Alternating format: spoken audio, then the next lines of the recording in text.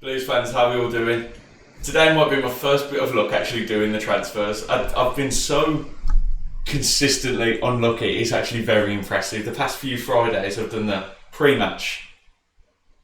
A signing has been announced minutes after the video is uploaded. Literally minutes. That Yokoyama one was literally like the first comment was Yokoyama looks like a good player. I'm like, are you joking?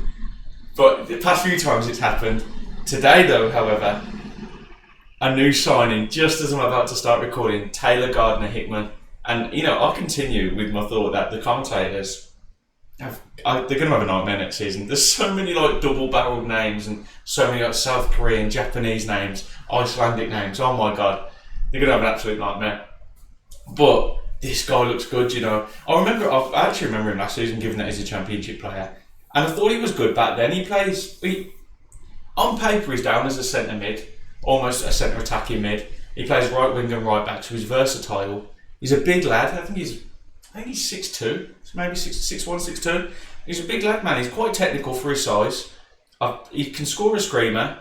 He looks like an all-round player. He looks quite one of them players. I've just watched some videos of him, you know, just to jog my memory before the video. And he was calm on the ball, and that's what we need. He almost sits in as like I wouldn't say a replacement for JJ because they're two different builds and they look like they're two different players, but he at least fills a centre midfield role as JJ did. So another good signing, but again, it's very... For me, it always comes back as no matter what you think about the signing, for me, it's as simple as, and Chris Davies we trust. You know, if Chris Davies wants him, Chris Davies certainly knows a lot more about football than any of us do. You know, the analytical background he's got and his enjoyment for football and his diligence when it comes to doing his research and, you know, preparing for, you know, away games and home games and how his systems and styles vary. In Davies we trust. He knows more than us guys. And you know what, it's nice to have that level of bliss, like that ignorance is bliss, where you like we can just blindly trust in this guy because he seems to be the legit, like he knows what he's doing. And it's nice. I really enjoy it having, you know, when you sometimes got a manager and you can't understand his decisions, they make no sense. And when you listen to him in interviews for the answers, they make even less sense than they did before. When I could listen to Chris Davies talk all day, when they done the pre-match yesterday, last night, they put that up, I could just sit and listen to that guy talk, man. So I feel like I'm learning. This guy knows so much about football. It's unbelievable. And I know that it sounds very stupid to say because he is a football manager, but you guys will understand what I mean. Now, on to LEYTON ORIENT. Now, this is a game I wouldn't expect to see Taylor play tomorrow. He'll probably be getting up to speed with how things work at Birmingham and like the systems. But again, Chris Davies has been prone to just chucking a sub on when they've signed the day before or even starting them. So anything goes. I don't know. Maybe the late signing, what Davies will see that as we can chuck him in and LEYTON ORIENT won't really know what to do about that. Obviously, I expect us to win tomorrow. I think tomorrow could be the game where it clicks. And I know that's a big thing to say because we're away from home and you're never really going to get that click on the away day maybe. But I think if it clicks tomorrow, I think we could bag a few, you know. I'd love to keep a clean sheet because there is a lot of questions being asked at the minute about Clara or Bielik or Sanderson. Well, Bielik's kind of solidified and then it's the Clara Sanderson debate. I like both of them equally. The thing is with Clara, and this isn't, I'm not getting at him. I promise you I'm not getting at him. I kind of have seen through the looking glass with Clara. I thought, okay, I'm not saying you're not the centre-back I thought you were, but you are prone to a mistake. You are prone to, you know, we saw Chris Davies lose his head with him. I've kind of seen a chink in the armour with him. Do you know what I mean? So, you know, I think it's a good debate to be had. I think with him and Sanderson, we're more looking at the players they could be. I think that's the one thing that we need to remember before. There's been a lot of controversy with Sanderson this week, blocking fans. For me, if you want to block fans and you don't want the negativity around you, that is your right. I'll rate you. You know, if people were just constantly getting at me on YouTube and just leaving horrible comments, I'll block them.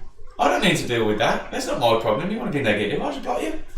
I'll rate it. That's keeping the people around you and your social media. That's keeping it like And I understand people saying, "Oh, he only blocked me because they say Clara should start over him," and stuff like that. Look, if your man wants to block you, he wants to block you, and it's one of them.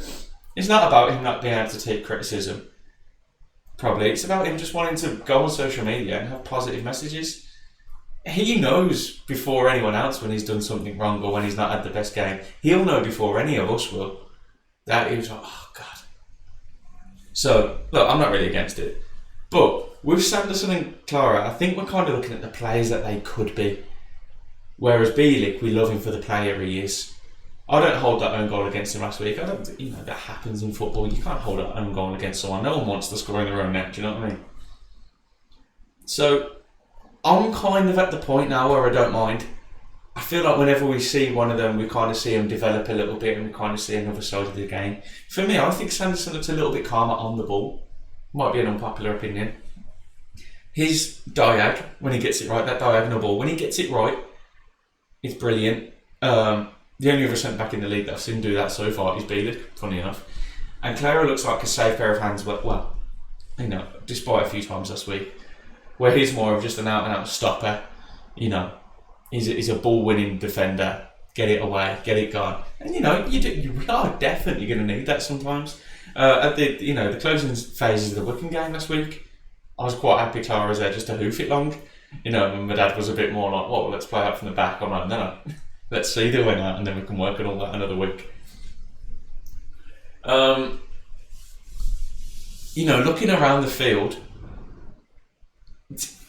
a few weeks ago when we was like, oh, we basically know the starting lineup, that these two, there might be a problem with Laird or Dembele. I feel like it all starts all parts of the field now. Do you also not feel like, I don't know who's going to play? I don't know who's going to play on the right. I would have thought it would be a Miyoshi, but now we could start, you could start anyone. You could start Yakomono over there. You could start Yakomono on the left. You could start Hansen in an inverted way. Do you know what I mean? I feel like we know he's done his job of adding to the squad depth when we're struggling to really think about what the starting lineup could be. The only nailed on, wow, is there a nailed on one? Cochrane? And that's only because Buchanan's injured. Pek Sung Ho, Paik. I've done what the Wycombe commentators were doing the other day. What do they keep saying? Pack. It's Paik. Pek Sung Ho, Cochrane, Alfie May. They're the three guaranteed starters for me. I don't know about you guys. Anyone else could come or go. Maybe you will start Samsted tomorrow. Maybe it will be Hansen or Dembele or Yakomono. Has Miyoshi secured the right way? It's a great problem to have, and as he said in his interview, he wants these starting 11 headaches. It's a good problem to have. I just hope today is tomorrow where it clicks. I think we can bag a few goals. I'd love a 3-0. And I know everyone would love a 3-0 in every football match, but I'd love to go away there and just dominate. And I know we dominate anyway, but I mean on the score sheet as well. A nice clean sheet for the lads. Some good goals. But it's League One. LEYTON ORIENT, they haven't won yet. They'll be dying to get 3 points on the board. They'll fight us for 90 minutes. And I hope they do, because I've noticed that when teams do really come at us and really put up a fight for 90 minutes, they are knackered. And our players they look alright, to be fair. They look like they're still ready to go for another 20. So I think we will see a lot of late goals this season. I think that does seem to be the trend at the minute. High intensity late goals when we've wore them out. The subs we can bring off the bench are unfair. It's unfair for this division. It is, I don't want to be that guy, but it's like the Man City of League One with some of the squad depth we have. It's a joke.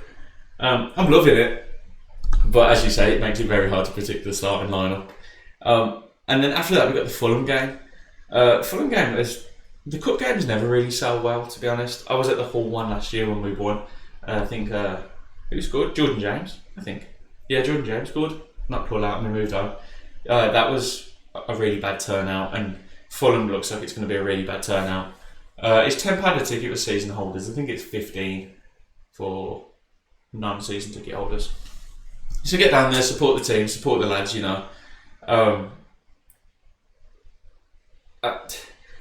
I'd love to win it. I know it sounds... I don't care if we lose. It's one of them with the floor. I don't care if we lose. I genuinely don't, because then it's just more time you can focus on the league. I get that, but doing a Prem team is always cool. Do you know what I mean? It's always going to be a good thing, and I think actually we may even see a better side to Birmingham, because Fulham will allow you time on the ball. You know, they're a Prem side. I think, now go on, you'll bring the ball to us and we'll take it off you and we'll do our thing and then you'll do your thing. I think we could see a very good game of football there. I don't think we're going to see many good games of football in League One, but that could be one of them. Bit of motivation to get down there. I'll be there. And I think that's the game I'm looking forward to more than most, even though it's a cup game. I do want to see us play a Prem team and just see. It's very hard to build that delusion around you where you think, well, you look like a Prem team in League One, but when you actually play a Prem team, you're like, oh my God, these guys are brilliant.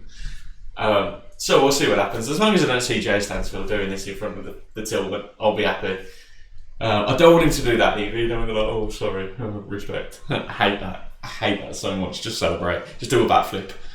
You've pissed me off. You may as well do a backflip. Do you know what I mean? So good few days of football now. It was so boring not having any football this week. My dad said to me during the week, I'm so bored. I said, I don't know, there's nothing to look forward to. Just a little pre-match analysis, see what you guys think. I think we'll win. My score predictions for Saturday is 3-0 Blues. Very arrogant, very egotistical, very Blues. Keep right on. Take it easy, guys. Like, comment, subscribe, all that good stuff. You know how it goes. Take it easy.